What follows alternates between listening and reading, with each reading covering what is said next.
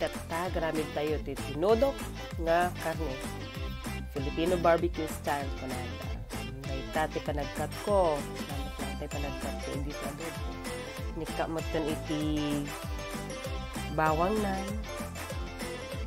Ado lang nga bawang. Panainas si bawang. Ado mo ti pepper na ngayong kabil ko.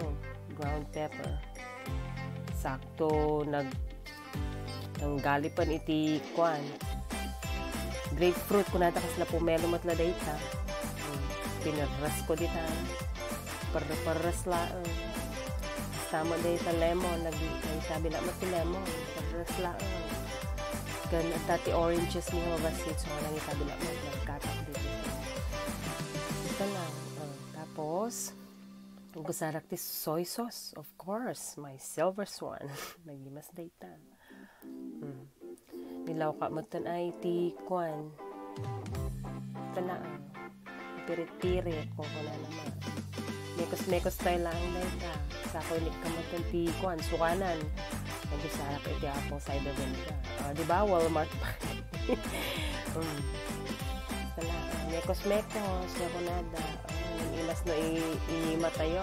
I-matayo saran tayo pang kiwar-kiwar na kunana ni Insa.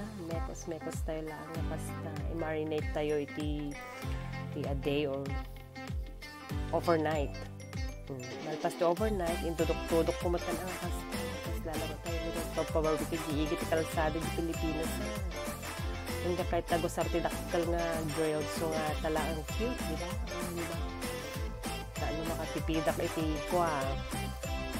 Uging, charcoal. Di pinag-marinate nyo nga ko isip yu day jay so ti kasta pang tap-tap yu iti kung lulut-luto nyo kastan tontonuan nyo ang angot kumatan sika magimasan mabisbisin ako sige kakakal at hanggang na maluto hanggang na brown patender da itang karne na inastayta ay papaypayang magtanaan. Pay wala ni insan. Nalpas ti mekos. Pay. Sige, go. Adumat tinarami na dito. Mga 2 kilos ko na. How many pounds they siya. Equivalent na. Adumat na aramid ko. Adumat na itudok-tudok ko. Kurang sama tuuging na. Wala. Hindi na matulog ang amin. Ay na naglamag pa di takabsat. Tagis isno to yan. Nag-isno labasi dayta. So nga nakimapa di isno ta ground. So nga nakapag tono akpay di.